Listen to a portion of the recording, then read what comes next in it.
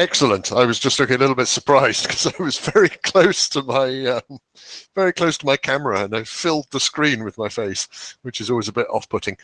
Yeah, I'm looking at the clock and I think it's probably time to start. So yeah, hello. I'll start. Let me just find some slides with the normal administrivia stuff. And we'll make a start, which I think, if I get this right, yep. So hopefully, is that all? The only problem with Meet Echo is when you're presenting the slides, you can't see what everyone's doing in Meet Echo. So meanwhile, I'll start with the slides and then I'll hand over to Eve in a second. So hello, everyone. Session 1, day 2, Tuesday, IETF 111, online again, so be it. Welcome to RAW. I hope you expect to be here. So this is a IETF meeting, despite the fact it being entirely remote, so it is therefore covered by the note well. If this is your first IETF meeting or you have never read the note well, I thoroughly recommend you do so.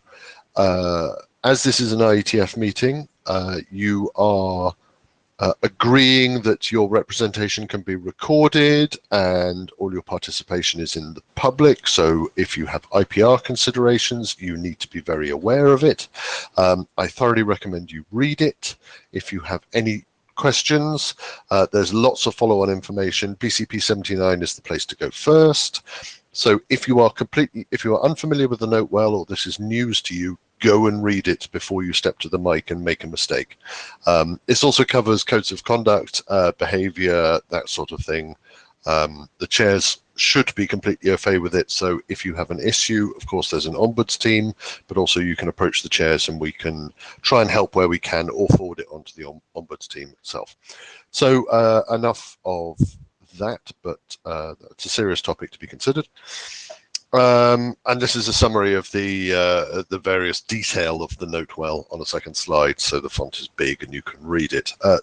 It should be noted that all these slides are available on the raw data tracker in the meeting materials. I think you can also get a zip or a tarball of them all from the IETF 111 main meeting agenda page. So if you have slightly dodgy internet and you would like to just listen to the audio and click next in the slides or revisit them at a later date, they're all available for you. So help yourself. So this is the administrivia at the beginning of the session. We'll get to the agenda in a minute. So obviously we're in Meet Echo. I understand there are also people who may be on the audio stream or on Jabber as well, but the main audio-visual content is being done through Meet Echo. If you haven't managed to connect, the link is on the screen now, but there is also a link from the IETF 111 main agenda page. The good news is it automatically does blue sheets, so we don't have to pass pens and paper around the room. Minutes. So there is an integrated Markdown-based editing tool which we'd like to use for the minutes. It's collaborative, so we can all edit at the same time, but I would be really pleased if somebody would really start to bang some minutes into there, which we can try and capture, and they'll be published after the meeting.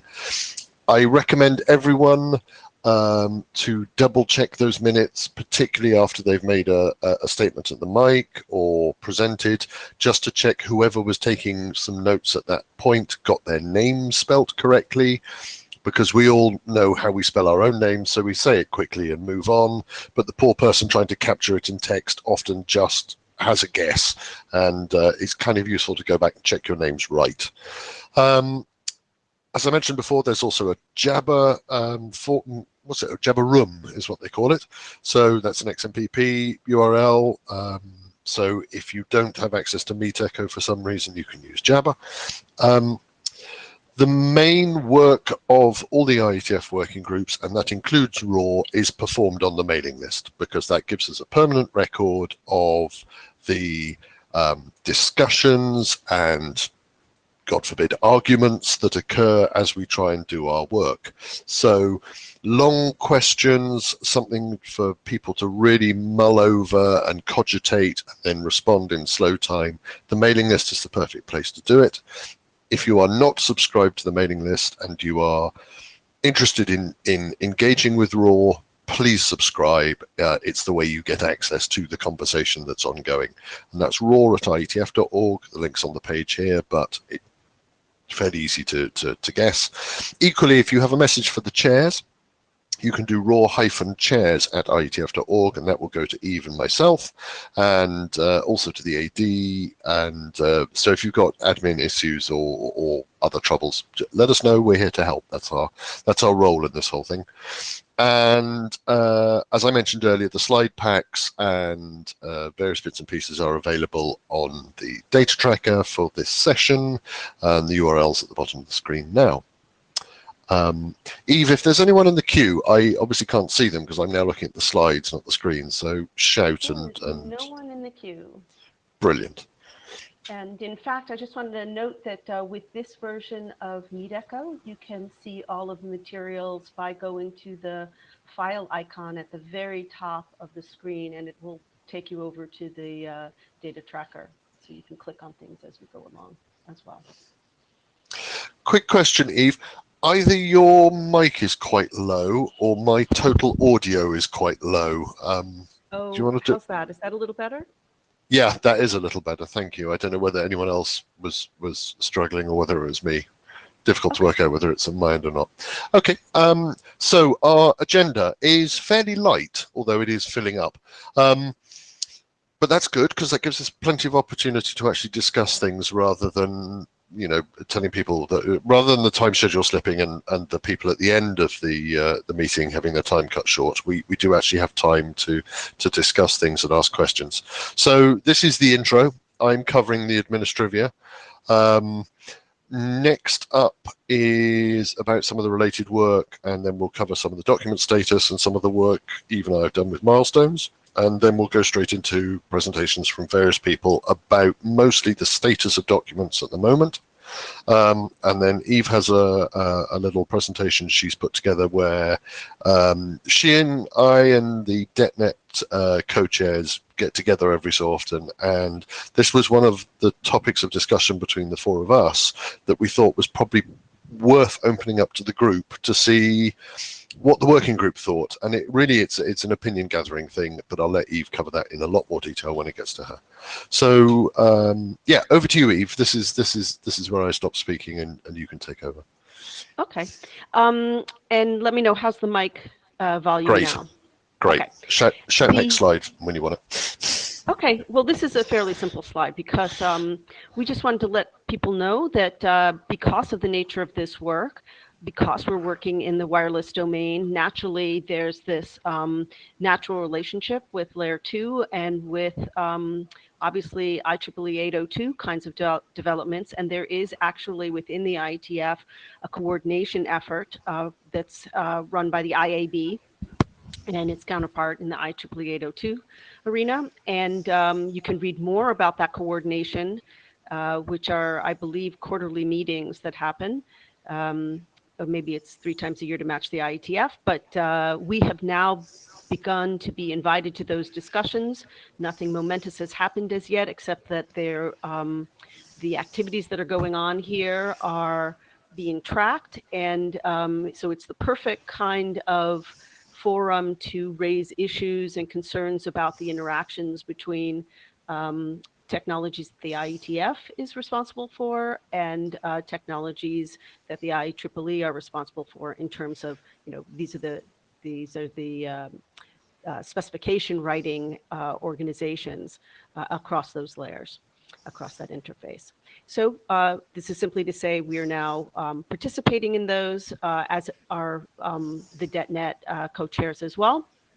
And another activity that launched back in April, for those of you who may not know about the Avenue Alliance, it is an organization that is responsible for certifying TSN, TSN implementations. And interestingly, during their plenary, there was a discussion that was held about whether it might make good sense to launch a DebtNet study group, and with the intent of understanding how all these pieces fit together at the various layers, DebtNet over TSN, DebtNet not over TSN, et cetera, and then how RAW fits in. And in fact, AVNU has a wireless TSN study group as well. So this is merely to say that this activity was certified by the AVNU Alliance Board, and it will probably launch sometime in the next few months. We wanted everybody here, and we know that many of our DebtNet colleagues are also here, so we wanted everyone to hear about it. And I think this will also get some airtime in the DebtNet working group as well. Next slide.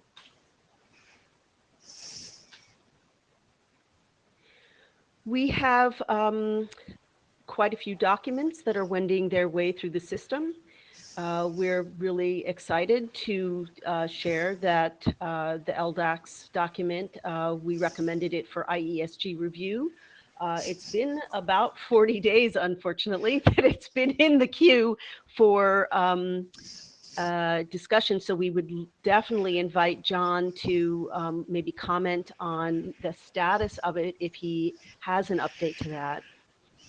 My update is that my queue, for various reasons, has gotten woefully behind. I'm acutely aware of it and promise to do better in the near future. So yeah, I was just reviewing my queue and seeing that that particular document is waiting for me. So mea culpa. Well, at least you're aware of it. We now know you're aware of it. This is good. Yeah. And the next step, for clarification, the next step is to assign it to a meeting. Is that what happens next? John, do you review it first and then it goes for a telechat? Sorry, could you, was that directed to me? I clicked to mute myself, and there's this unfortunate Meet Echo pathology where when you mute yourself, you lose audio for a couple seconds. Oh, we were just asking you about next step. Is the next step that you review it and then it goes to a potentially for discussion at a meeting? What happens next? Yeah, that's right. So I will review it. You haven't already gotten a writing area review for it, have you, by any chance? No, we haven't. Okay, so I will also kick it off for a writing area review, and then subsequently we'll put it on the agenda for an IESG meeting, and then you'll get to enjoy all the other IESG members' reviews. Which are always thorough and welcome, I think is the polite phrase. Yeah, actually, they are. Terrific. Thank you for that update, John. You're welcome. Let's see. So we have a couple of new working group documents. The use cases and technologies documents. No, actually, those have been working group documents. Our new ones, newly adopted, are the OAM documents and the architecture documents. And we are also heavily considering the I guess it's industrial requirements document as well for adoption. And so that is something that we should, when we get to the discussion in the agenda about the generic, not generic, but the general use cases document, that one of the updates to it was reference to the more detailed industrial requirements doc. And so why don't we defer that discussion there until that point about putting that document up for working group adoption. And it was our intent, and I think we mentioned it on the mailing list, that we expect to make some sort of formal appeal to the working group shortly after this meeting. Yeah, so the authors expressed interest in working group adoption. There was some question about overlap with the use cases in general. There was some discussion at the last IETF about a problem statement document or whether we were just making work for ourselves. So yeah, I agree. I think that might be worth a little bit of discussion time at the end. Okay. Next page. Oh, and of course, there's also percolating through the system are several documents regarding MEC as well. Milestones. So yeah, so even I thought we would be good chairs and try and keep the the milestones on the data tracker in line with what we're actually doing, because of course milestones are dutifully put in when a working group forms, because they're an important thing to go with the charter and to try and scope our progress. But of course, often beyond the starting of the working group and over this next subsequent years, they just kind of get left and no longer bear any resemblance to reality. So we thought we'd be good, and so we have updated the existing milestones to actually reflect the work we're doing. So we're a little bit behind, but we have added some extra documents, and I don't think anyone needs a slap on the wrist about this. We are making progress and we are producing documents. So this sort of captures which milestones we're successful with. The dates have been aligned with what actually happened. So the green ones are accurate dates. The red ones are still aspirational. Oh, and the green ones some of them are new. And I see that Pascal is in the queue. Go ahead, Pascal.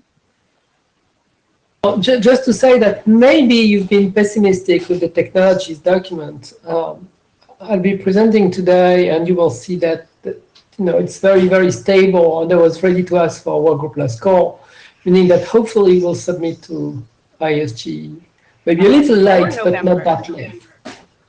Okay. Great. That's really good news.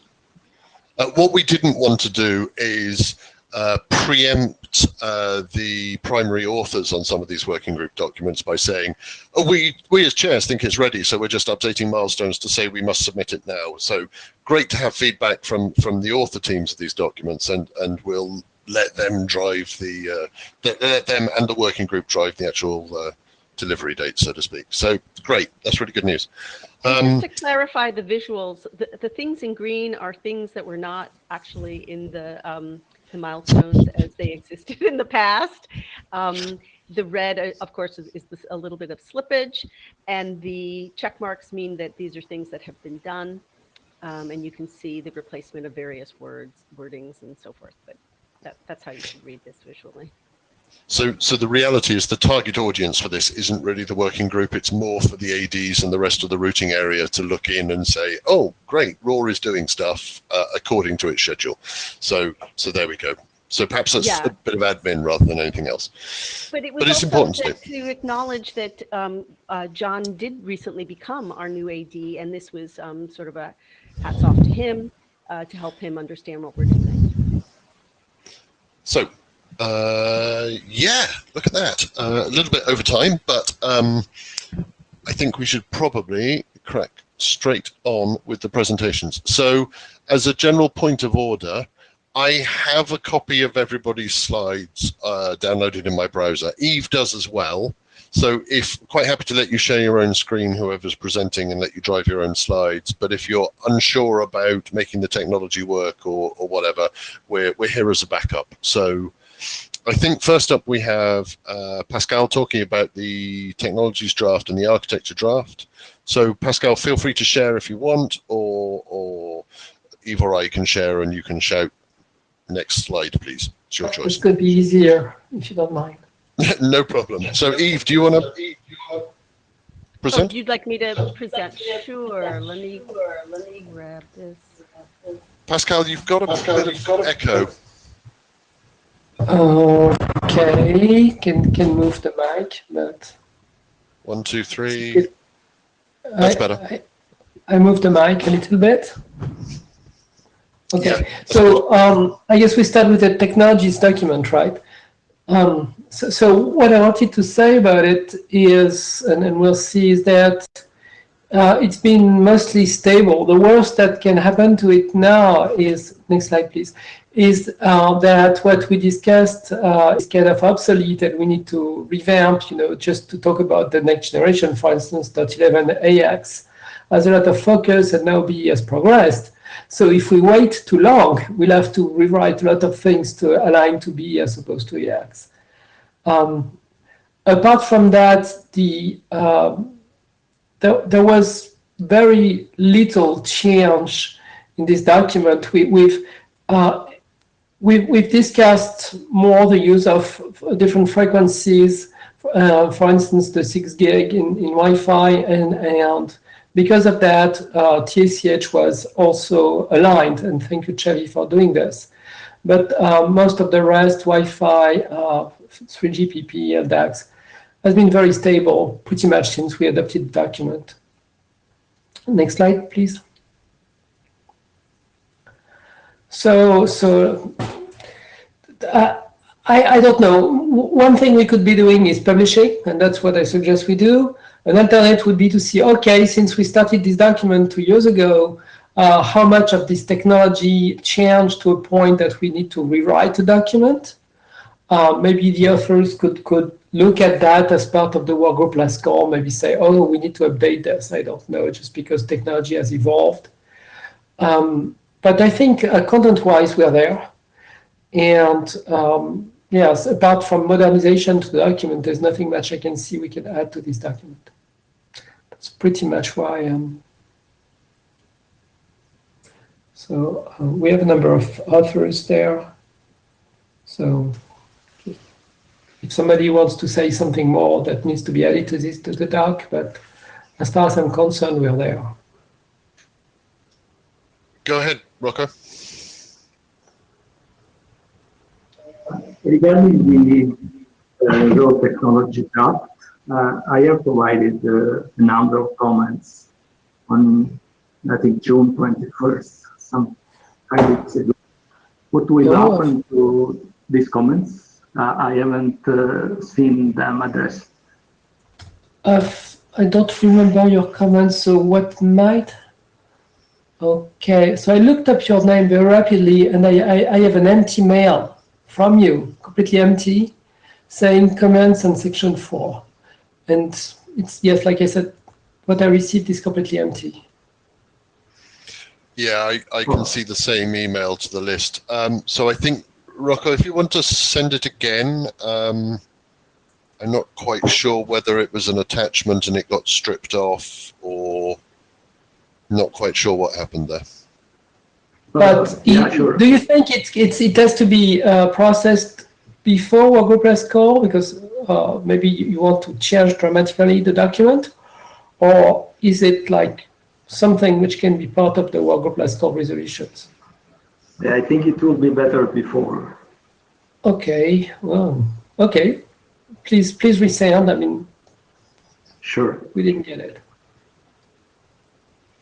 Okay, so I'm quite happy to hold for last call until we receive Rocco's comments and the author team can have a look at it and see whether what the impact of addressing them is, and depending on the outcome of that, we can go for a last call at that point.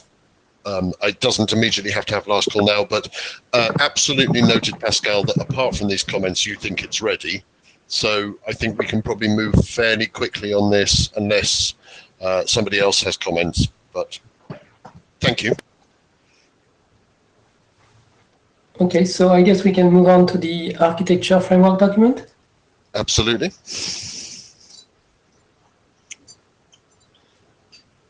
Okay, thank you, Yves. Okay, so I have more to say on this one. Next slide, please. So first thing is, compared to the classical SDN model, where the PC, the controller, basically pushes some routes, and the network just obeys and forwards the packets along the path that is indicated by the PCE. Row, basically the core of row is to turn that into a NUDA loop, where we observe, and that's the role of BFD, OAM, etc. Then we can leverage the wisdom from the PCE that built this complex track or something within the network to orient the new routing decision. Then the new PSC that we are putting together as part of row make this new routing decision of which subset of this graph is going to be used for the next packets. And then the PSC acts, and acting basically means deploying the pareo function across this graph that we call a track to basically use the selected subset of this graph.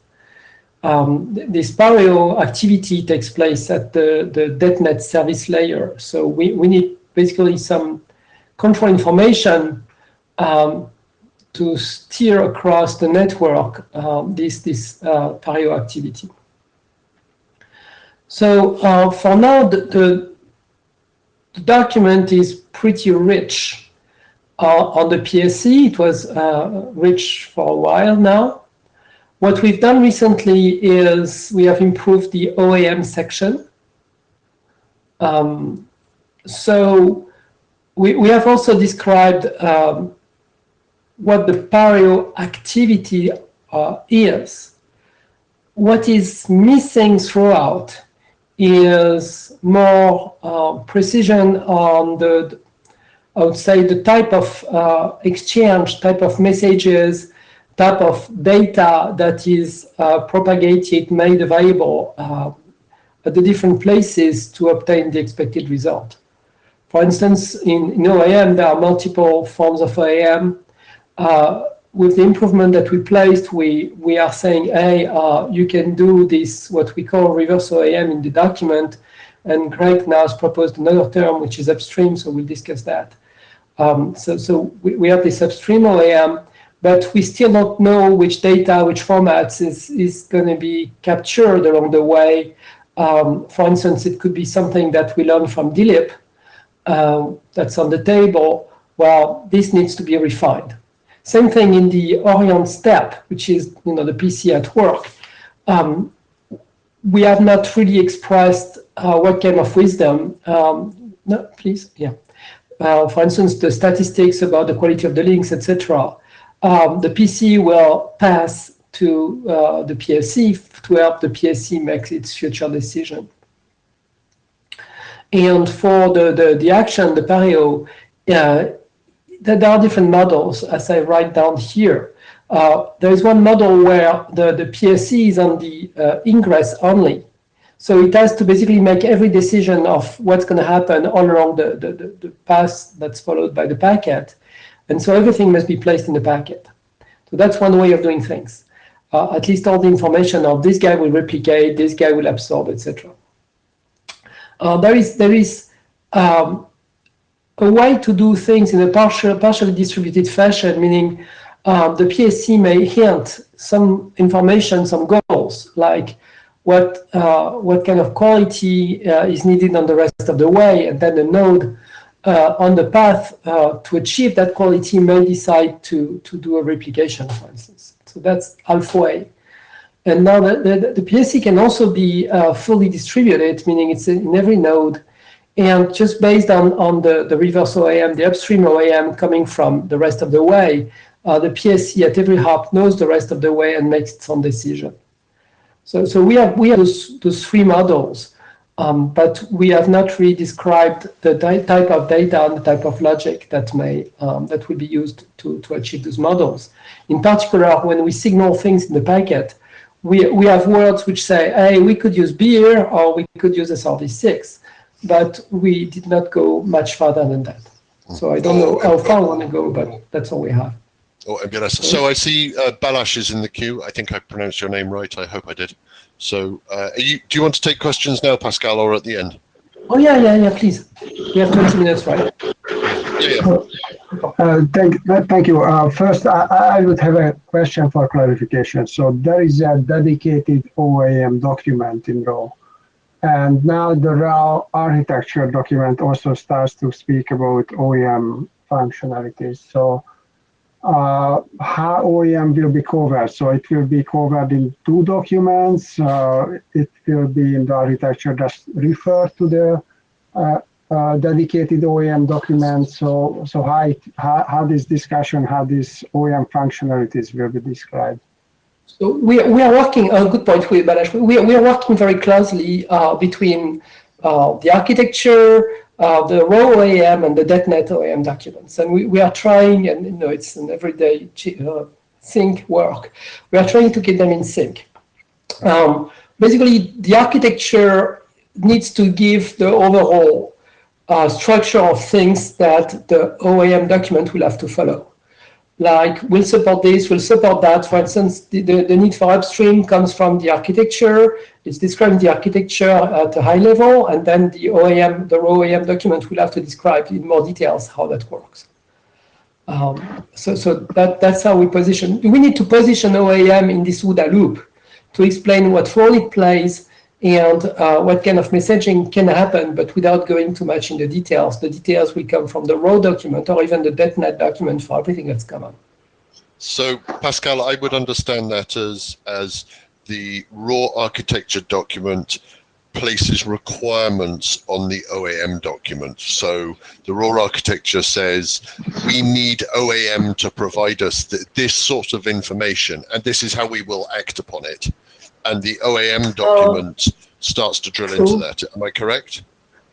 Yes, but it's a bit more than that. We have to specify what kind of flows. For instance, the very concept of upstream OAM it has to be described in the architecture. It has to explain, hey, there is this packet coming from H on the right, back to the source, flooded across the graph to learn everything that is to learn and bring it back to the source. That's architecture. And then exactly the format of this message, the content of this message, etc., the details go to the OAM document. Yeah. But the fact that it exists, the fact that it flies from right to left against the current, this is architecture. Okay. Does that help, Balazs? Yeah. Yeah. Thank you very much for the clarification. I think that's good. I have also another question for clarification. So on this slide, I see .NET Service layer and .NET Service plane. So what does it mean? Is it the .NET Service sublayer, what you mean here, or is it something different? No, that's it. So call it layer or sublayer. I mean, the sublayer is still a layer, but I mean, yes, it's the .NET Service layer. It's the thing where replication and elimination happens. In our case, we are extending it a little bit because Pareo has things which are not listed in the .NET architecture, for instance, ARQ. And there will be more. My next bullet is about the things that we may need to add, either us or .NET in its next step. So, maybe it would be better to use explicitly the .NET terminology. For me, it was somewhat confusing whether you are introducing some new term, which is absolutely fine, but I was not aware whether it is the service sublayer, what you mean here, and the functionalities what that service sublayer is providing you intend to extend. Yeah, so I can do sublayer if you want to be picky. Okay, thank you. Thank you. Go ahead, Lou. Yeah, Lou, please. Okay, this is a different topic. I was going to bring this up on the next slide, but since you took questions on this one, it's a good place to show it. Pascal is taking an approach to shame me to provide my comments that I've said a few times to the author list. So I do promise to provide the text where we add in the ability to do multi-layer integration as opposed, or multi-layer approach as opposed to this integrated approach where both the radio layer or the raw layer and the .NET layer are fully integrated. And we've said we want the architecture to allow for both, and I said I'd provide some text that'll include some things, including DLEP, which is on the next slide. That was all I was going to say. Yeah, that's much expected, Lou. Yeah, thank you so much for that. And also, you had some issues here and there that you said when you get the pen, you're gonna edit. So I mean, yes, just let me know when you want the ball, and I will leave you the document free for some time so you can do the changes and propose them and whatever, and then we'll decide exactly how we do the integration. I mean, it's in GitHub anyway. So just let me know when you want the ball and the virtual ball, and I will. Well, that's not GitHub. We can just pull it and do the changes and then integrate. So I'll coordinate with you there, but thank you. Okay, and then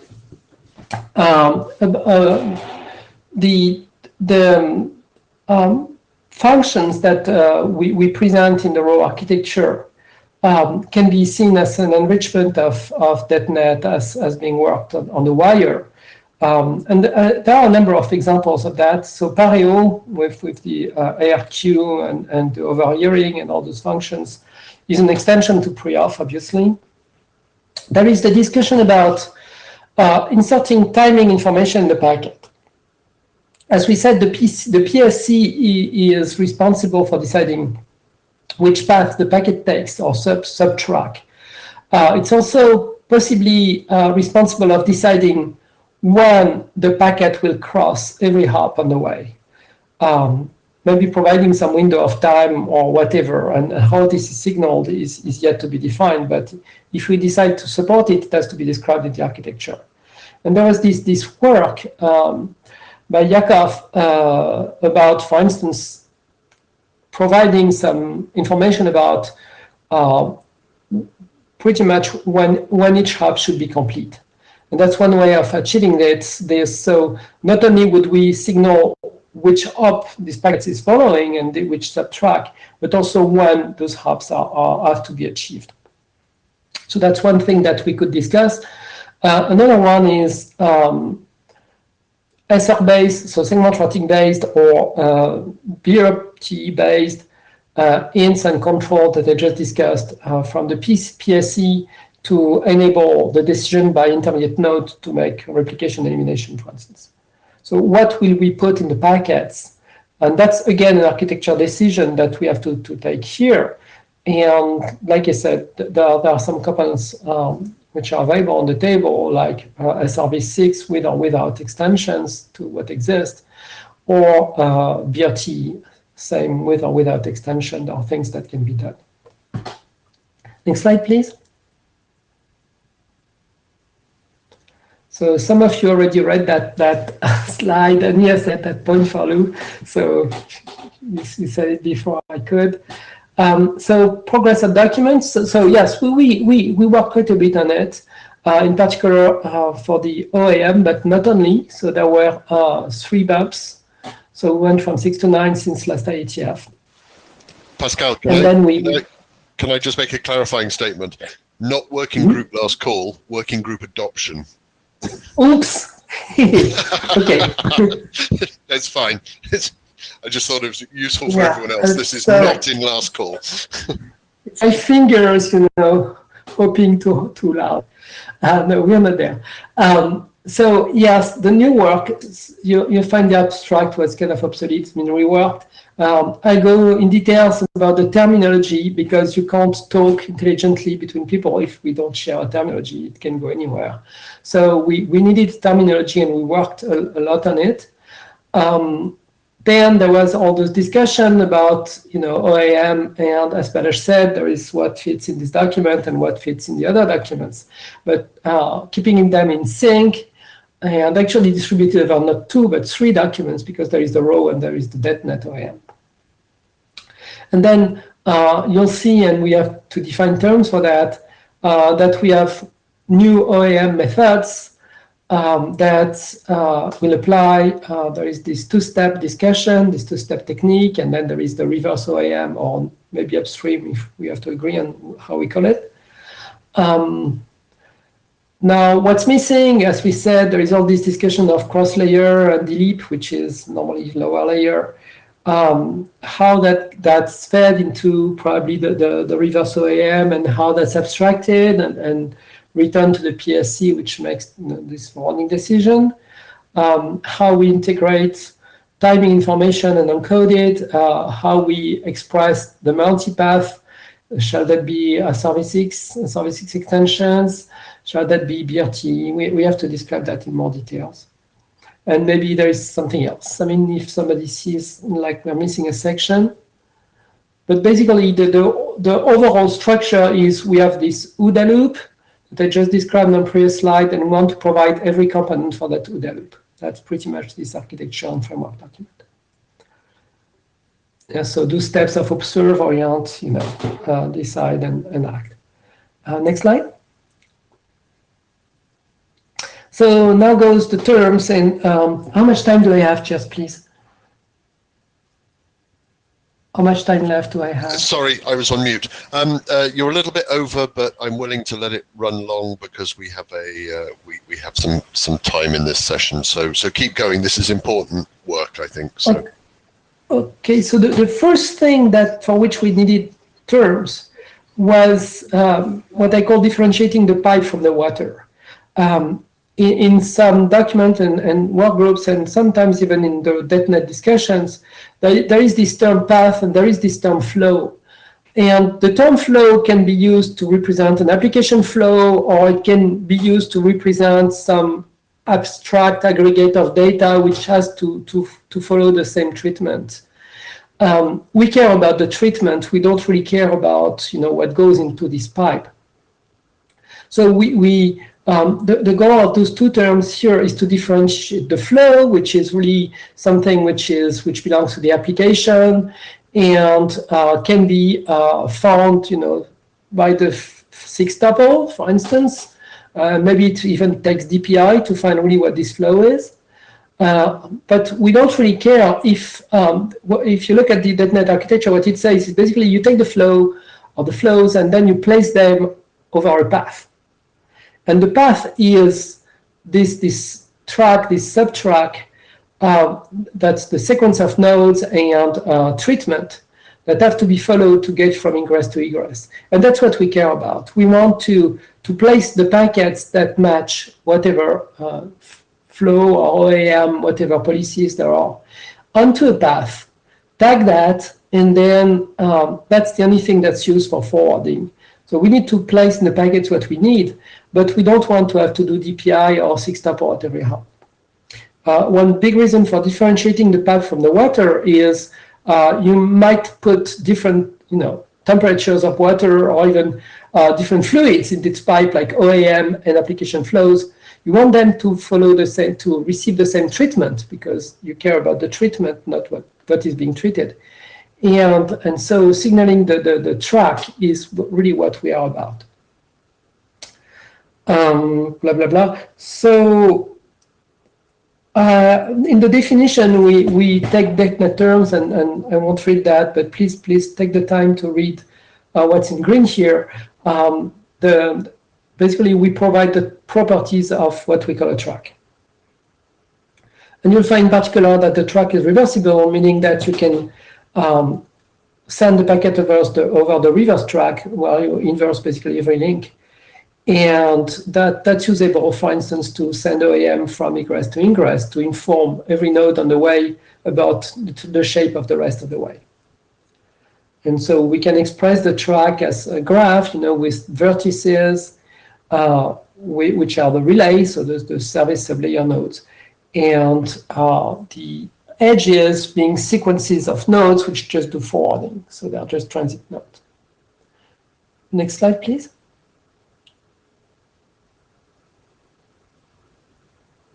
Okay, so we introduced the term subtrack. A subtrack is a track, but the subtrack will be used to refer to what the PSC has selected for this packet. And that's a subset of the track that was designed by the PCE. So the PSC is really there to make a decision of a subtrack of the track per packet or per group of packets. We have also the term segment, which basically refers to an edge, and it's really a sequence of nodes. A track is a complex graph. It can be a direct acyclic graph, but it can even be not really acyclic. You'll see that there is this concept that east-west segments are oriented left to right, so from ingress to egress. But there's also north-south segments, and those one can be used in either direction. And if you look at Fig 1 in the DetNet architecture, you will see exactly that. You have north-south segments, which can be used for replication elimination in both directions. So it results that the track is not really a direct acyclic graph, but for a given packet, what it will follow will be a direct acyclic graph, because if it goes across north-south segment, a given copy cannot go back. An alternate copy of the same packet could go the other direction, but a given copy cannot go back. And then we have this concept of flapping, which is useful because, in wireless, you can lose your link for split seconds, and that comes back, and that happens all the time, and that's pretty much one of the justifications why we need to do a pareo inside the network as opposed to just live.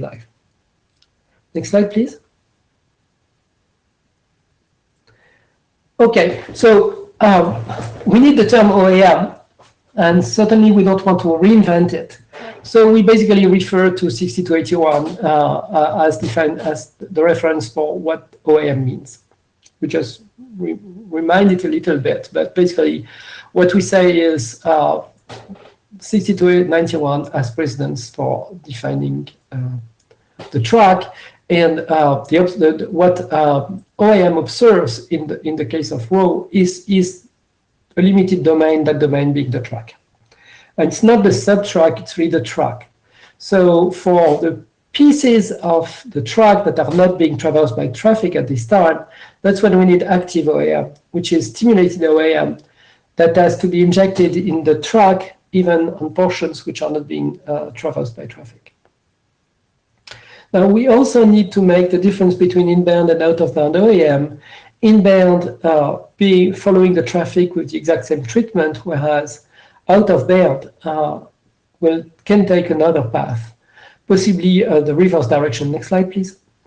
Possibly the reverse direction, and that's when we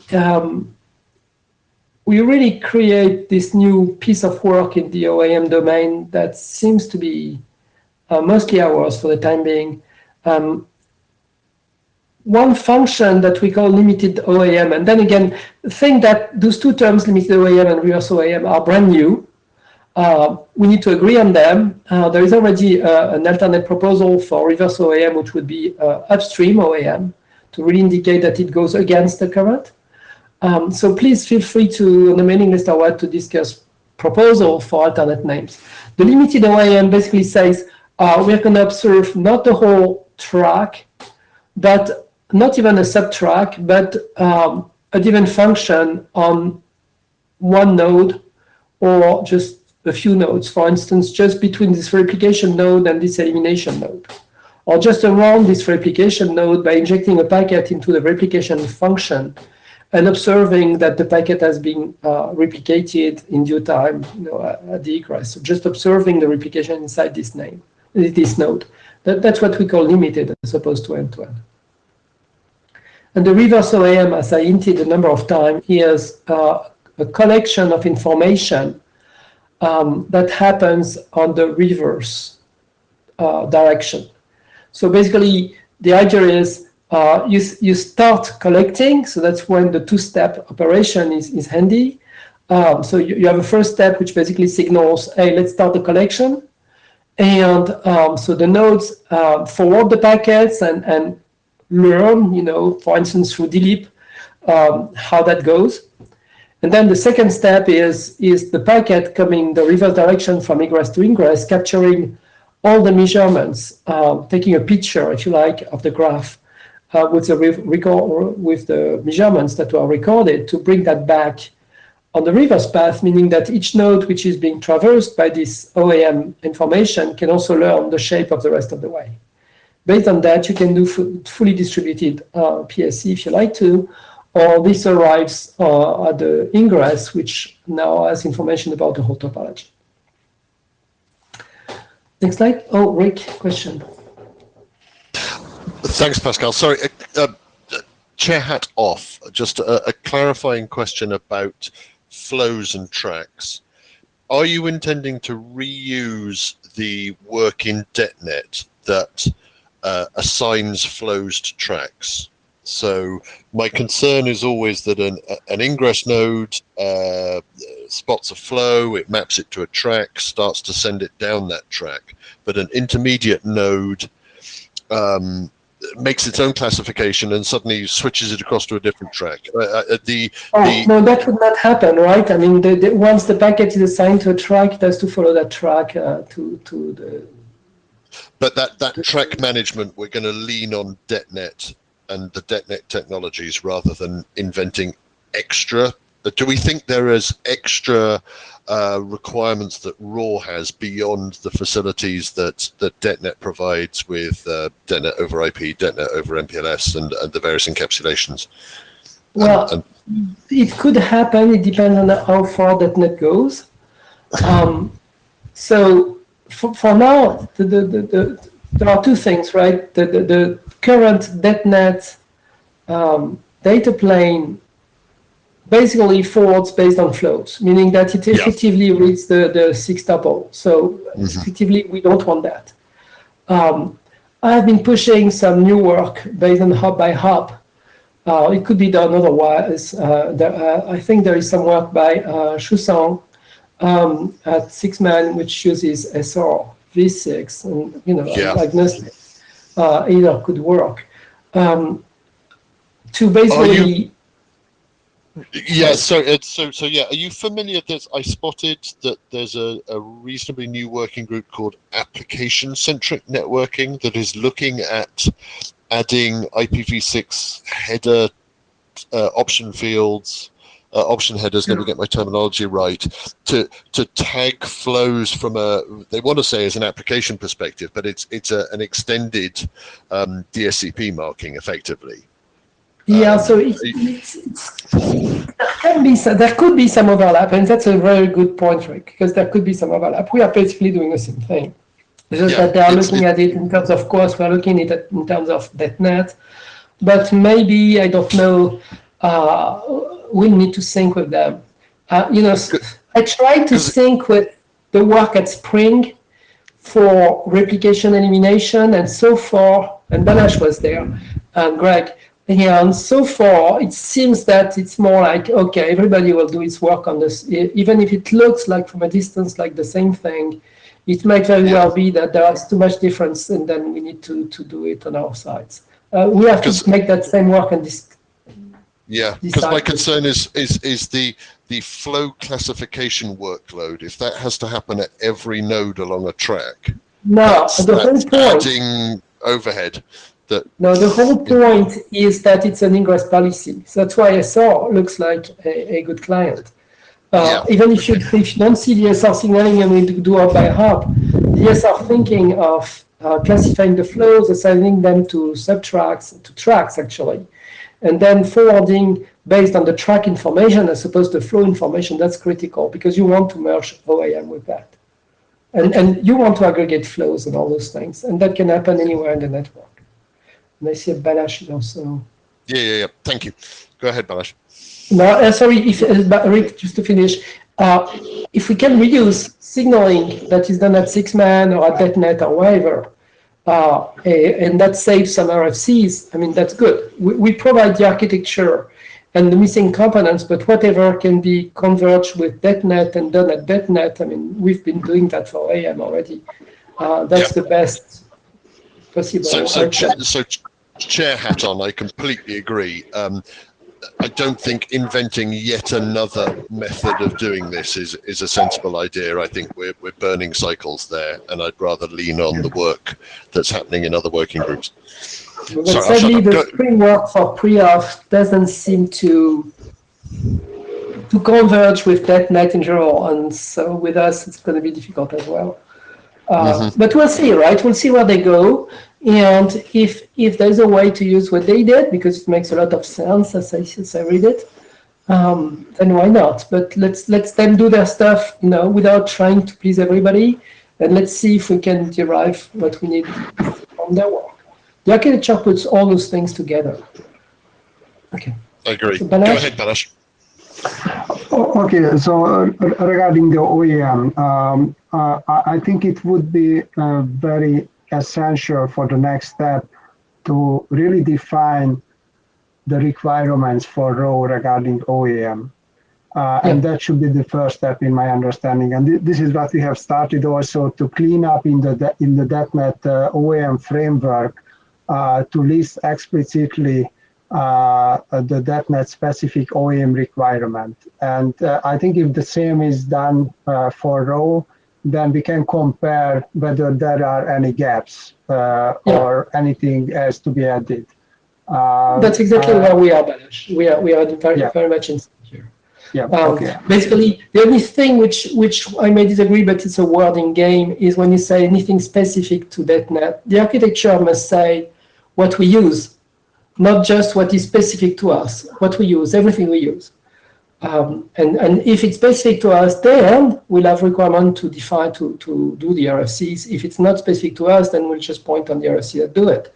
But the architecture must say we are doing this or this or this. So it's not just what's specific. Now, obviously, the raw specifications, not the architecture, but the specification will specify what's new. So that's where your words fit. But what globally the framework, everything we can use, has to be described in this document. Okay. Okay. That's my last slide. Sorry. Brilliant. So I was about to say, Pascal, you're 5 minutes over, but this is. Yeah, last slide. I just wanted to point out that there is opinionated text that I wrote as a challenge to see how people think and get them to kind of react. And that text probably will change, but that text says that the best method for the PSC to make its forwarding decision, so to act, based on the tools, the observation by OAM and basically the wisdom by the PSC, the PCE. The best suited OAM to do that is the reverse OAM, where you know at each point of time the quality of the rest of the way. And the two-step approach to trigger the capture and then capture the result is the best, quote unquote, the expected approach. So this goes into Balazs's direction, where we say that's what we do.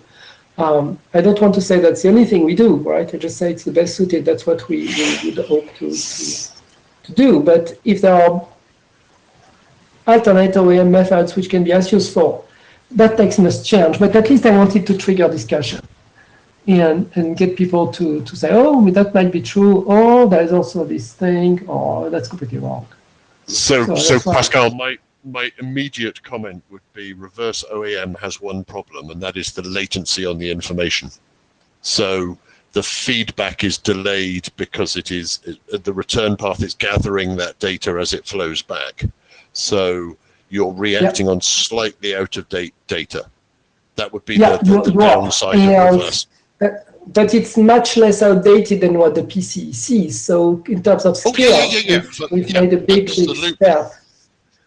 And then if you don't know the rest of the way, and you make a decision just on the next hop, maybe the hop after that is completely broken. So you really need the rest of the way. If this was easier, they'd have solved it. It's delayed. Delayed. Now the frequency at which we capture that has to be tailored, and I guess the architecture should have words on that. I wrote them on some mailing list. I think it's that Spring. I'm not sure that in Spring, but there are a number of reasons to tune the reverse OAM periodicity, or when you do it and how often, etc. It really depends on how many packets you can lose in a row, how much redundancy you have to cover anyway. There are tons of reasons to tune. That's going to be hard. So Greg, did you have a comment, or have you changed your mind? Go ahead, Greg.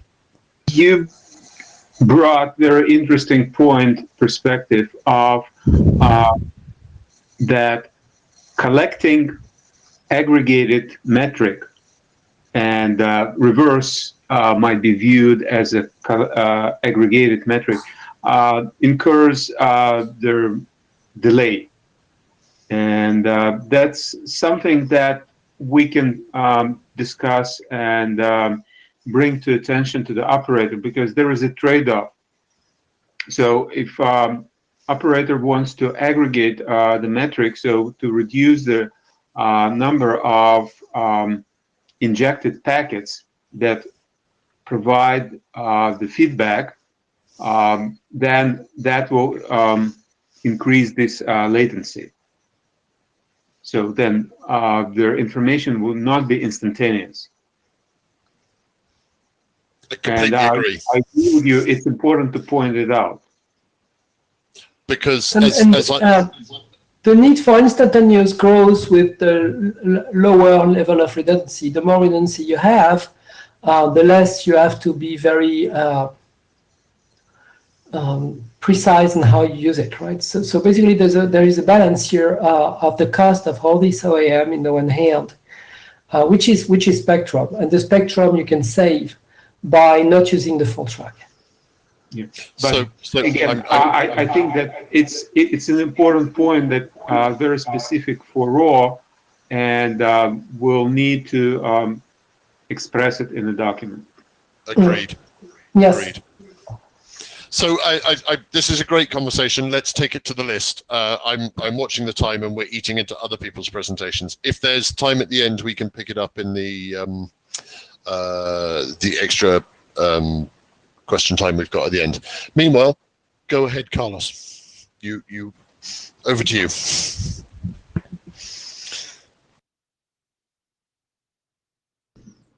Okay, you can hear me? Can you hear me? Yes. Okay, so thanks a lot. And this is about the raw use cases. I'll be probably briefer or shorter than the 20-minute slot, so we will catch up a bit.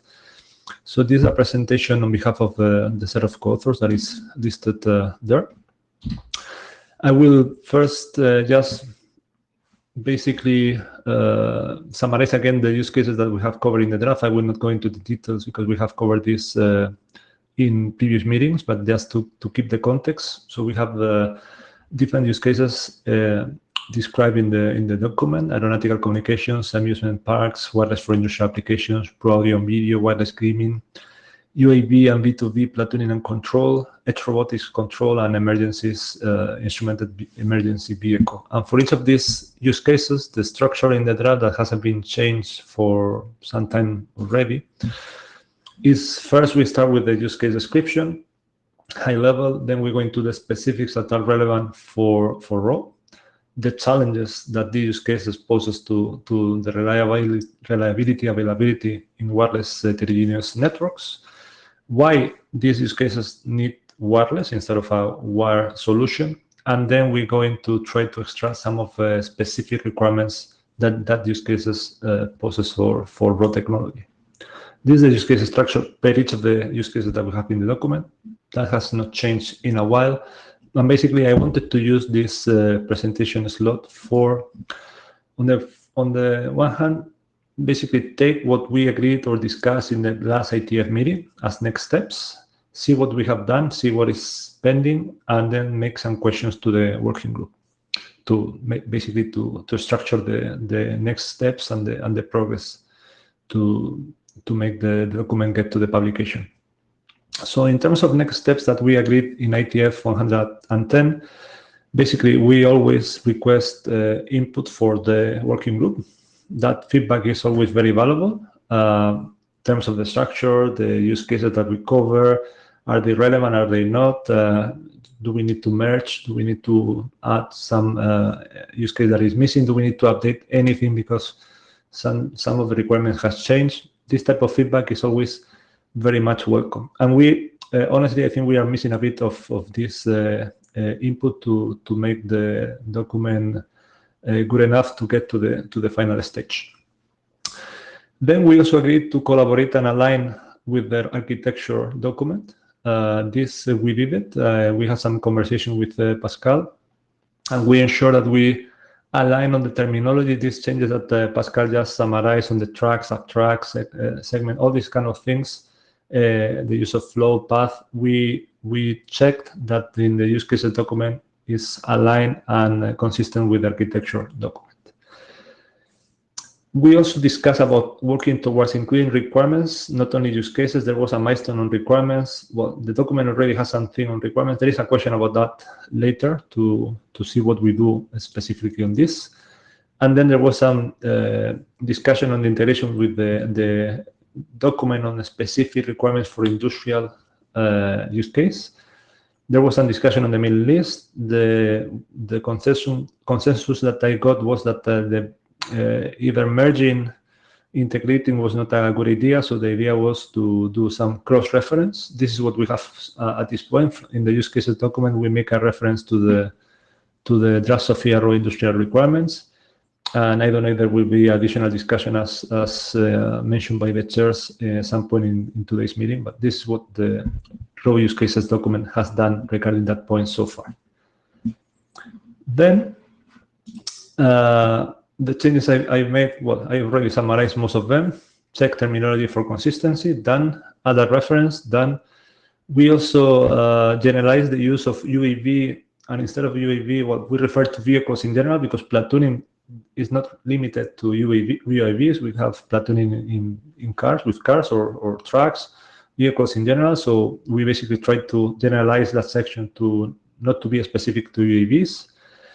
And we also added a summary section where we put some text about non-latency critical communications. And there's another question related to this in the next slide. So let me go directly into the questions, which is the main point of this presentation. So, sorry, Carlos, can I quickly interrupt with a point of order? Sure. So, Sure. as you said on the last slide, you now have a reference through to the industrial requirements, which is obviously a personal draft. So this would be a good reason to adopt the industrial requirements as a working group document, because therefore we can have a proper reference between two working group documents. It's unusual otherwise. So just for the clarity of the working group. Carry on. Okay, thanks. And I basically just to add that I fully agree with that adoption. Paul and I will be supportive of that adoption. So going back to the question, so one point that came up in the discussion that we had with Pascal is about that RAW is not only about latency critical communications. So there is a component about or there are some use cases that are very much putting the focus into the reliability and availability, not being so critical the latency part. And there are some examples there, wireless gaming, UAV and B2B, platooning and control. Well, of course, the control, that depends on the scenario, but there are scenarios in platooning that you don't need a very low latency to make them work. So we believe that this non-latency critical communication part deserves some highlights or some additional explanation in the use cases document to avoid the reader think that RAW is mainly about latency. And I think it's not only about latency. Latency is one part, but it's more about reliability and availability. So one question, this is open for the working group to decide because it's a working group document, is whether we need to add a subsection in some or all the use cases where non-latency critical communication may be part of the use case about non-latency critical communications. So that will be section X.4.1 under X.4. And that's a question for the working group to provide feedback. And Rick, do you have a comment? Yeah, Rick, without my chair hat on. So I think having a section somewhere in the use cases saying non-latency critical communications, I think absolutely agree. Whether it needs to be .4.1 in every section is debatable, but I think concentrating on the reliability and availability as the key drivers rather than otherwise would be the latency critical applications over wireless law rather than RAW. So absolutely support it. Don't know whether we need to cover it in every single 4.1. Okay. I would add to that. Oh, go ahead, Pascal. Sure. You go first, and then I'll hop in the queue behind you. Yeah, I completely agree as well. And it's something that we've been hinting for a while. Certainly, we have use cases where delivery time is critical, but we also have a very important use case where we basically mostly protect the access. If you look at the architecture, there is one section just on that. And so RAW basically observes the quote-unquote least reliable hub, which is the first wireless hub, hoping that the rest of the way is wired, highly reliable, very fast, etc. And so since we don't do .NET all the way, there is no way to guarantee latency. But if we can accept that most of the loss and the reliability and variability issues are on the wireless first hop, like Wi-Fi or 5G, and that the rest of the way is a lot more reliable, then yes, RAW applies, even if latency cannot be guaranteed.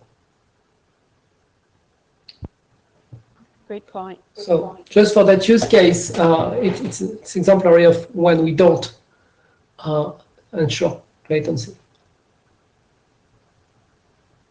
And I wanted to heartily agree as well that this is important. And one of the things that you referenced in an earlier slide was about additional, whether the list of use cases was complete enough. At least that's what you seem to imply. And I think that this could go a long way to help flesh out some of those additional use cases. If we sort of, I agree with Rick that we may not need something like a 4.1 for every single use case there. But going through the exercise of asking to see if we could find those use cases would be interesting. So for example, I was recently looking at the use cases from the DetNet document, and there's a really healthy body of work around utility use cases. And in that domain, there actually is this sort of, there are a set of applications where reliability is more interesting to that particular application than the latency. And so I was thinking in the wireless domain. So that was an example of where I thought, oh, maybe we should add something here in the use cases for DetNet, for RAW. So anyway, I'm heartily agreeing and would be interested to jump into that discussion. Okay. Thanks, Eve. Thanks, Pascal and Rick, for the comments. I mean, I fully agree. This was just a question, so I don't have a strong opinion either. I mean, I'm not even pushing for this, just to trigger the discussion how we address this thing about adding the non-latency critical communication part into the draft. So let's try to have a discussion maybe on the mailing list on how do we is best to do it. Is that your last slide, Carlos? No. Okay, keep going. Yeah, I have another question. That is the requirements part. So in some meeting, I think was the one before the last, there was a discussion whether this document should kind of adopt the requirements part of the original charter.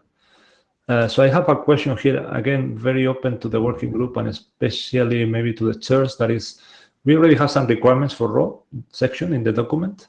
So I don't know if we are still need to or are expected to develop this further, like maybe having a wrap-up section on requirements and putting, this language on summary language on requirements for RAW, which may be good in the sense of trying to be cleaner for the reader, but it will be a bit challenging because we have different use cases with different requirements, so it's a bit hard to generalize some of the requirements.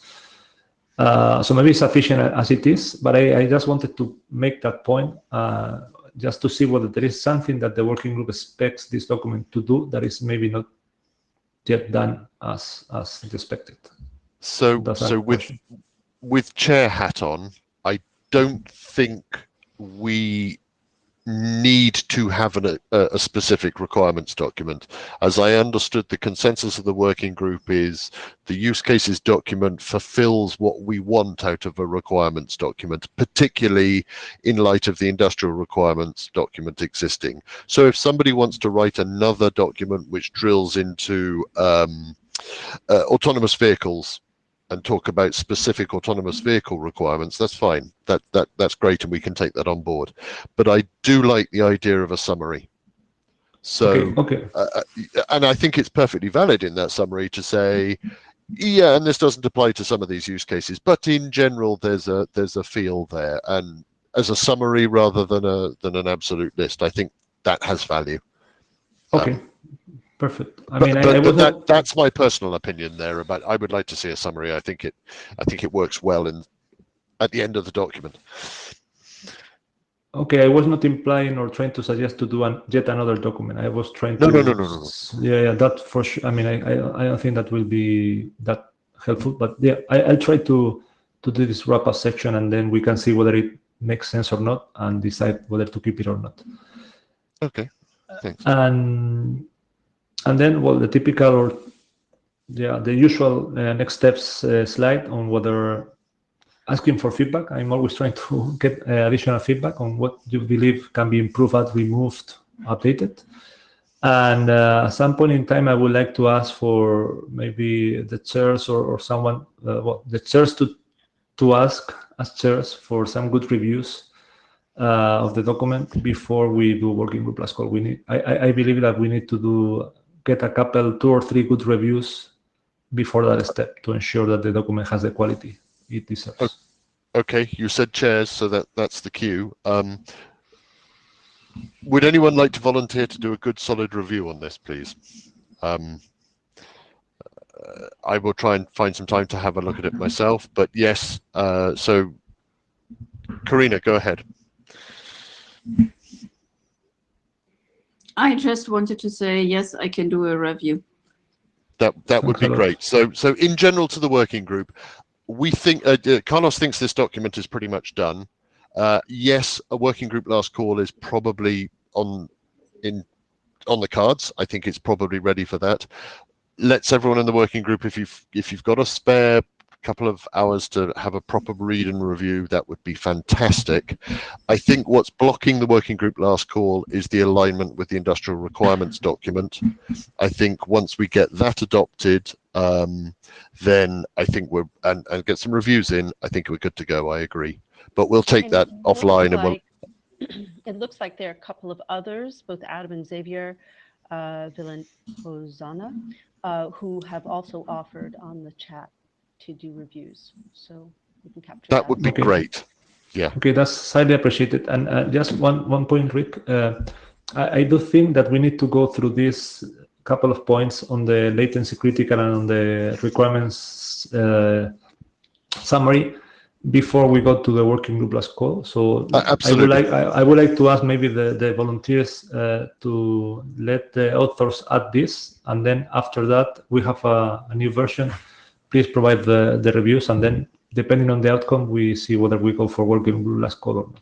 That will be my take on that. Okay, so from as one of the chairs, I suggest that you uprev the document to address those comments as you see fit. We get some review back from the people who've offered, which is very kind, and then when you're happy, we'll go to last call. I think that sounds like the way forward. Okay. Yeah. Okay. Thanks, Carlos. It's a great document, by the way. So I'm desperately trying to find the agenda. So next up, we've got Fabrice with OAM. So Fabrice, do you want to? Yes. Oh, I was on another tab. Great. I think it works. Yeah. Yes. So I may start to present the update we have done about the OAM document in complement with what presented Pascal previously. So that's just a diagram of the historical parts of the draft. Actually, it was created at the beginning with everything together. We first split the draft to collect everything which was specific to .NET in a more generic draft, and for the OAM raw draft, this is very focused on wireless networks. And since the working group adoption, we changed the version just to copying, and we have endured an update in the terminology. We have also addressed the comments of Javi, and we have also a question about bidirectional OAM, so what Pascal has called the reverse OAM. So basically, that's all the changes we made to the draft since the last meeting. So for the vocabulary, we changed a little bit some definitions. We have listed ideally the inbound, out of band, so everything to make a distinction between the OAM packets which are transmitted through the recesses which have been dedicated for data flows or not. We have also defined, thanks to Carlos for that, the type of links we may support in RAW. since we may have peer-to-peer links or also some links which are more complicated with one transmitter and several receivers. So we keep on only considering some links without collisions, but we may have several receivers for each of the transmission opportunity. And basically, we also remind that radio transmissions, that's a broadcast transmissions, so any node which is in the vicinity may receive it and may be able to decode it. So we now make a clear distinction between the characteristic of the networks and the constraints. So typically the battery lifetime, we also introduce a paragraph about the mobility because we have more and more mobile nodes, thanks to Carlos for that also. We are now properly defining the delay, that's the time between the generation of the packet and the reception.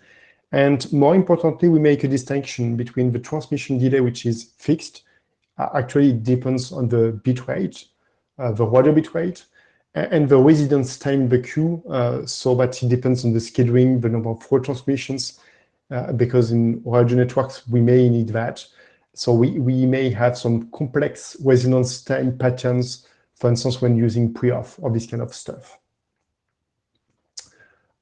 Second update we have made, that's about the predictive maintenance. Since we are continuously changing the environment and the characteristics, we have to predict the evolution of the future. So that's the key to proactively detect when the anomalies or defects will overcome and will break the transmissions. For the fault tolerance, we are addressing the problem of multi-attachments. So we have multiple MIP for each hop. So this means that we may have a very large number of possibilities for the forwarding, and this is combinatorial. So at each hop, we are increasing the level of diversity. So that's quite changing to address. We also now describe clearly the information collections about information elements, the fact that we need probably hierarchical monitoring because the overhead will be too large because we have a large collection of metrics to collect because of the radio characteristics. And as a matter of fact, for some of the technologies we try to address, we have a very small bandwidth, so we cannot transmit everything that we would like to do. So we have to make a choice, and a hierarchical approach would be relevant in that situation. And the last part, which needs, I guess, is still a little bit to be modified, that's how to report the statistics that have to be collected back to the source. Actually, it comes from the fact that we may have multiple paths, so that's track. That's the concept of track when we have multiple possibilities of forwarding nodes. So we have a very large number of possible forwarders, and as a matter of fact, for the maintenance intermediate endpoint, we have multiple forwarders for each router. So that's very complicated. So we propose typically that we must support the individual polling. So each maintenance intermediate endpoint may be polled individually to report some statistics. So that's a requirement because that's easy to implement, but as a matter of fact, it will be very inefficient. So I guess that's probably a question, but we should also support a collection which is much more optimized. So that's the reverse OEM. When we get the information back to the source, we may be able to collect that easily and efficiently. And since that's not so straightforward, so I guess we need to discuss about this problem specifically. That's the only current weakness of a draft, to my mind. So next step, thanks first to Xavi for sending his comments that we have addressed on the mailing list. If other participants want to review, proofread the draft, share their critics, comments, they are very well welcome.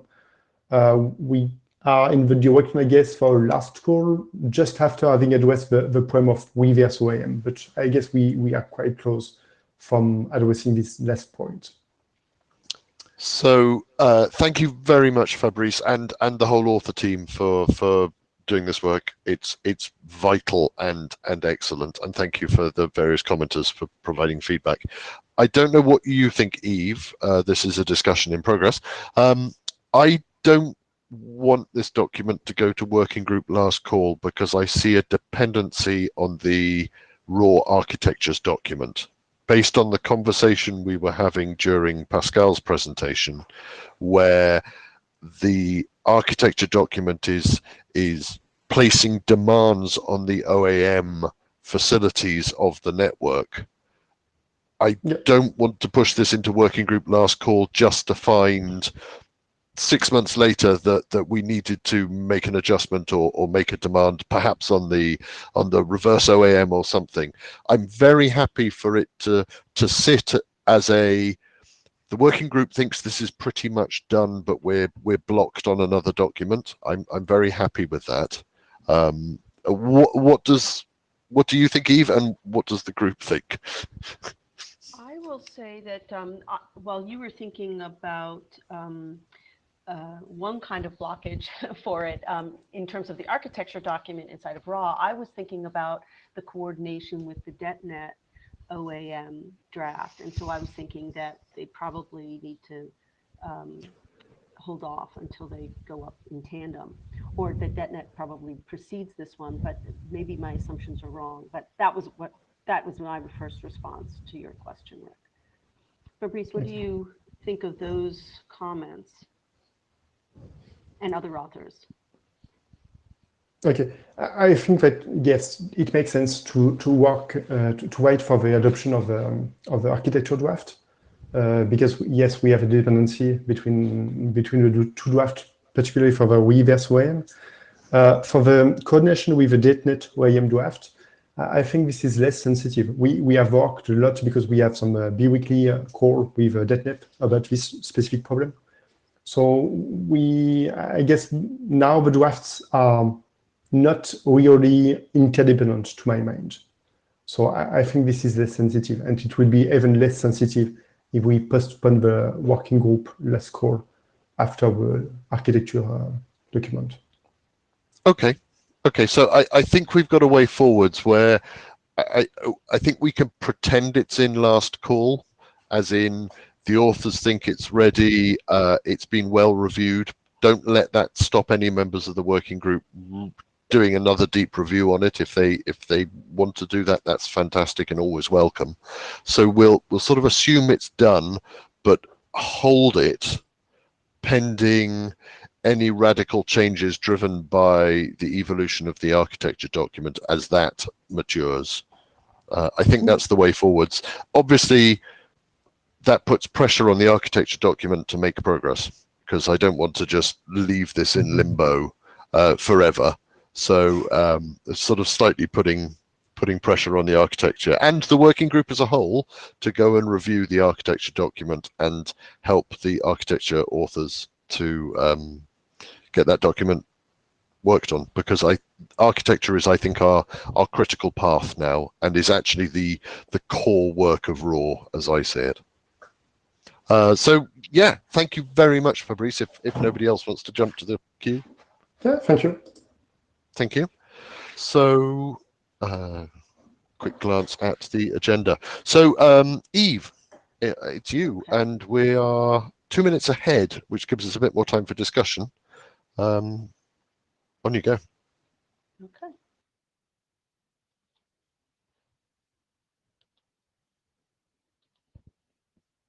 Oh, hang on. Right.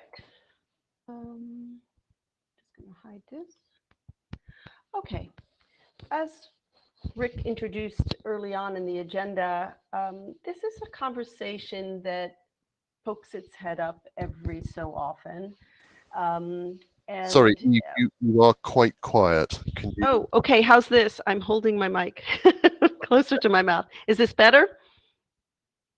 Yes, definitely. Okay, good. Okay, and I will use my New York voice and be loud.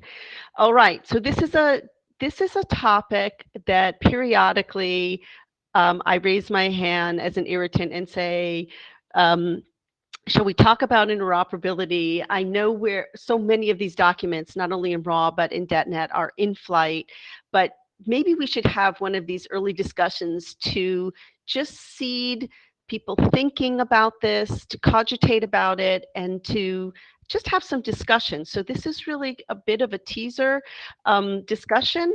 And it comes about because this visual that I often go back to, which is a very rough DetNet raw timeline. It's something that is an estimate, of course. It doesn't include everything. The salient feature is the things in yellow are, as in on the DetNet line, you can see these are things that have become RFCs.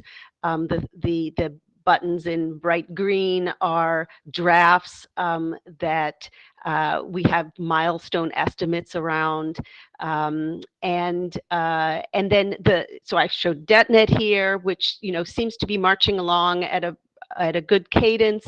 The timeline, of course, comes way before this for when DetNet started, and no doubt it will proceed into the future beyond this.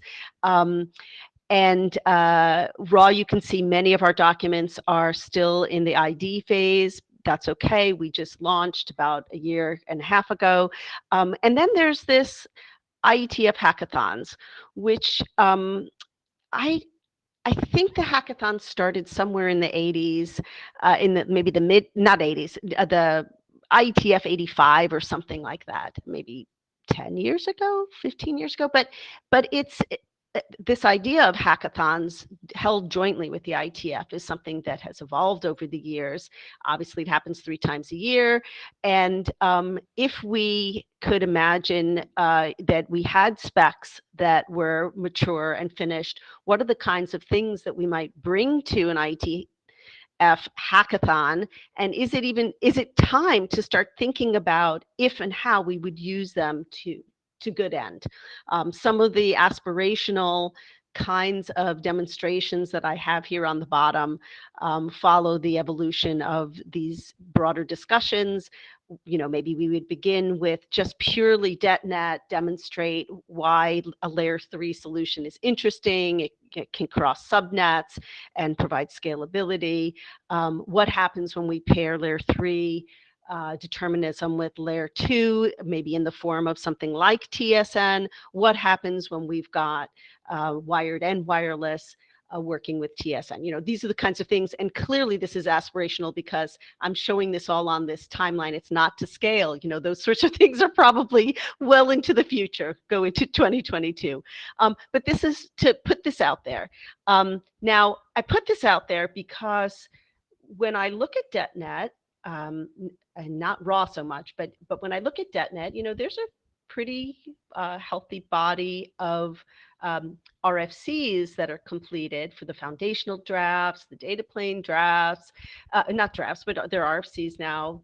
And there are, just a few more specs that might complete the suite of things that someone would use to implement a full DetNet implementation. And RAW, as you can see, is not quite there yet, but nonetheless. So the question that I really often come back to is, how might we use an IETF hackathon? Should we use an IETF hackathon as a venue for interoperability testing? And it used to be the case that hackathons happened, for a couple days over a weekend, and that's been growing steadily. And during COVID, the hackathons are week-long events, which is actually quite promising from the standpoint of when you have drafts that have complexities that are going to require some sophisticated sort of setup. That a longer period of time might be beneficial to them. So some of my teaser questions to you, and this is really, again, I don't have the answers to this, but I think about these kinds of questions and wanted to get a sense about how important these questions are to others who are in our virtual room here. One, is it time to queue up these kinds of discussions because we are having more mature sets of RFCs? And does the pop-up hackathon or plugfest offer us the right format for the kinds of testing we want to do, both in terms of the number of days that this kind of hackathon happens and the frequency with which we might want to be doing this interoperability testing. And admittedly, my fascination with this is when you get to the part around, well, what if we want to pair this with some TSN capabilities? How might a hackathon facilitate those kinds of access to those kinds of capabilities? And do we need to think about more permanent underlying infrastructure in order to even have our hackathons or plugfests? And so one of the questions would be, might there also be a range of approaches to how we go about supporting hackathons and interoperability testing? Do we want to, in some sense, have a more permanent testing strategy? It's a little bit bold to call what we do a test bed, in the sense like it's not a permanent infrastructure, but maybe we want to create something more permanent. Maybe we want to borrow or partner with, or even invite others to come in and showcase the sorts of test beds they had for this sort of deterministic networking. And what kinds of collaborations do we want to think about fostering? We have quite a diverse and wonderful collection of participants across DEDNet and RAW and the broader IETF and IRTF. One of the things I really appreciate, I know I saw Karsten Borman on here earlier, who runs the Thing to Thing working group. I have enjoyed being an observer of how he conducts the hackathons, which is to partner pretty actively with our sister or adjacent standards bodies, like in the Thing to Thing research group case, W3C, as well as industrial, well, I guess you could call it an industrial forum, but a standards forum like 1DM, which is doing similar work. And so partnering across, formal standards bodies and informal forums to get the right mix of participants at these kinds of events. So I will open up the floor to see if there's, like, what do people think about thinking beyond that first collection of RFCs that might give us a hold on a full-bodied implementation of some of this work?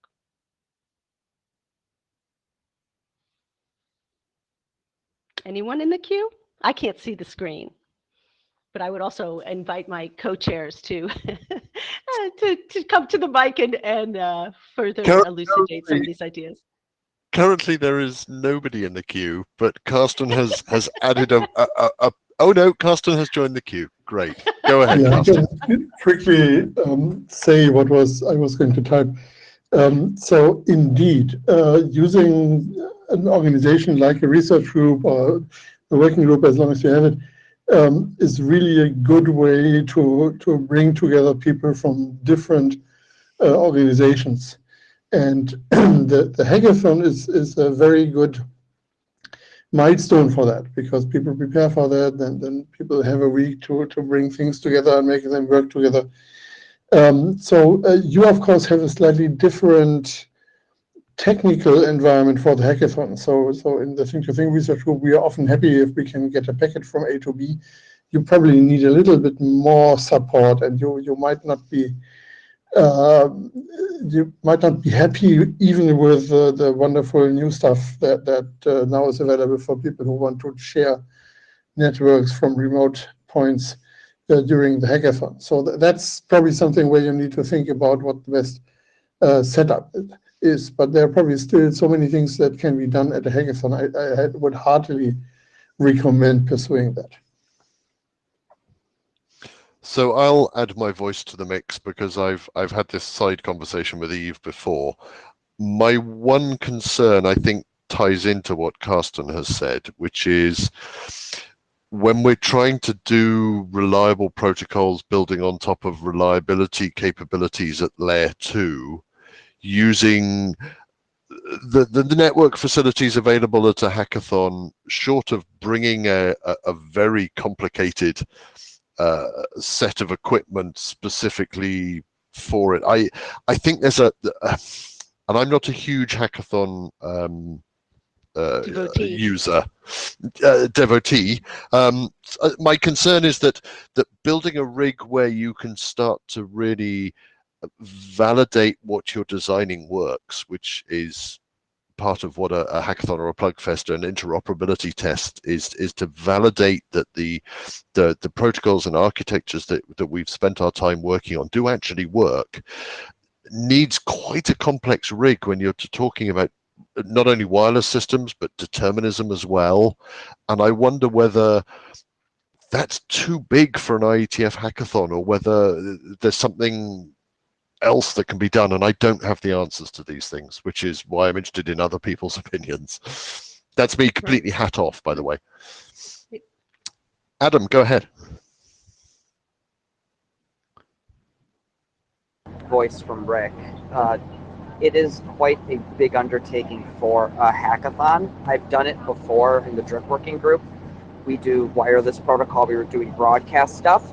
I had to bring stuff to Singapore with me, and it was a bit of a pain, to put it mildly. So I can understand that sentiment. It might be beneficial because, as he pointed out, we've been doing hackathons that are a week long now. It's hey, at 1:12 hackathon, let's all do our things in our own corners and come together and set up and work together in interims to figure out what kind of rigging we need, how we want to set it up, et cetera, and then come on that week and do a week of testing. Thanks, Adam. You make a very good point that around the planning, and that is something that definitely the chairs are here to assist with, so that if there's an understanding that, yeah, there's some willingness as we mature the technologies, of course, to attempt to do something at a hackathon, but it's going to need a lot of organization to try and get kit to wherever it needs to be, or connected in whatever distributed manner it currently exists. That's something this is why I call this an early discussion, because I think it's complicated enough that it really is going to take some brainstorming and thinking about and planning and assessing whether maybe we need to do something slightly differently than a hackathon. But again, and it's because it's not at IETF 112 by any means, but maybe it's a year out. Not sure. So, is there anyone with a counter to this? Say, does someone want to say, I don't see the point of this, we'll do it inside my corporation and we'll be happy with our product? It's quite a bold statement as an IETF, but it's a perfectly valid one. I mean, that might be the approach. We let companies or universities do it. Go on, Adam. The kind of what you were just saying, Rick, is that a company will do it internally. They'll be happy with their product.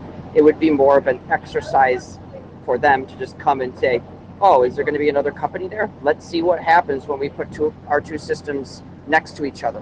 What's going to explode? And that is a very valid point. It's about the interoperability. It's because we're aiming for, layer 3 is about connecting the layer 2 technologies together and keeping that reliability across those heterogeneous layer 2s. Otherwise, we can all just go away and use TSN or 5G or whatever, and there's no point to this working group. So there has actually, yeah. I do think that is where we got to, and why it is that I use the term showcase various testbed strategies, because companies are likely doing this within their own walls and creating their own test beds, but that perpetuates the problem that we have, which is that interoperability with oneself is boring and is really an interoperability test. And so maybe this is, becomes a place where we can entice others to share with us their strategies for doing testing. Maybe it would help us even evolve the kind of hackathons we support, or the borrowing of resources elsewhere. There may be precedent for that within the hackathon community at IETF, but I don't know. And it's probably worth engaging some of the people who are more involved in the hackathons and have watched them evolve to ask exactly that question. Go ahead, Rick. Can I add a clarifying point here? What I don't think we're proposing is any sort of formal verification. So we're not handing out badges to say this is IETF RAW approved technology. This is purely. IETF doesn't do that. It doesn't exactly. Do but I wanted to underline that at the mic. What we're talking about is validating the assumptions that have gone into the standards that we have produced to make sure that we haven't written nonsense. I'm pretty sure we haven't, but or we won't. But until you check it, you never really know.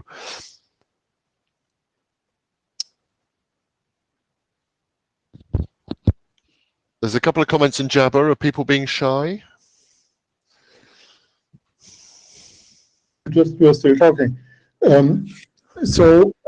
Yeah, I think that interop testing is a useful thing on its own. And when we built COAP at the start of last decade, we had several events that Etsy organized for us, where we actually brought together our implementations and went through a formal program of tests that we were doing. That didn't lead to a badge or anything. That was not the point. But the point was to really get at a high level of test coverage. So there was some assurance that what we were doing was understood by most of the people. And I think a hackathon is slightly less structured. So yeah, of course it needs planning. But I think you have more ability to react on the spot to weird things that are happening. And we actually, when we did ROC in the early 2000s, we had several meetings that we called interops, but really they were about finding problems where the specifications allowed different interpretations and so on, and resolving them on the spot, fixing the code on the spot, and carrying on. And that also was very, very useful. And that was much more like a hackathon, except that at a hackathon, you are not even expected to bring a fully complete implementation. So you can still write code while you are there. So I think that are the 3 points on the scale that you can try to look at. And a hackathon is really good for bringing in people who haven't quite fully committed yet. The interop we did for ROC is good for going through a large number of potential defects quickly. And the Etsy thing is good when you are essentially done and just need to make sure you have a good test coverage. Great. That is fabulous feedback. And like I said, I really have enjoyed watching your strategies of drawing in the broader community inside of some of these other groups that you're leading, and do see that as a model for what we could be doing here. Yeah, there's interest. And again, this is not to say that we need to do any of this or that we're required to do any of this.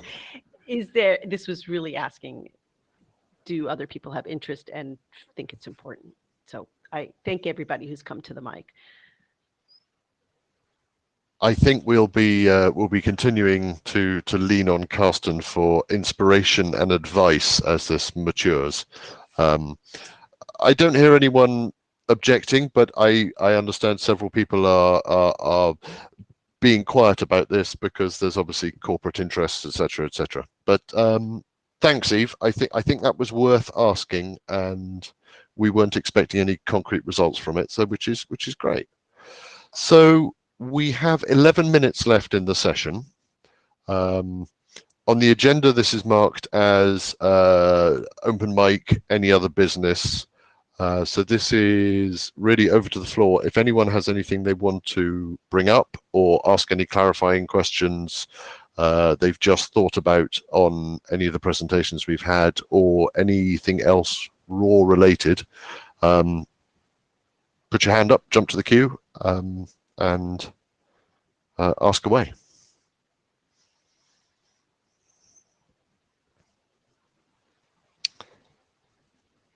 I've either muted you all or there's a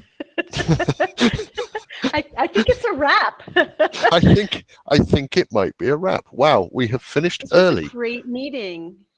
So love the amount of discussion and the detailed presentations. yes, likewise. Thank you very much. John, go ahead. +1, great meeting, and it did my heart good to hear actual substantive discussion. Thank you, everybody. Thanks, John. Yeah, and thank you. I like I can't say the word stubs. I can't say it. That word. I like discussion with substance.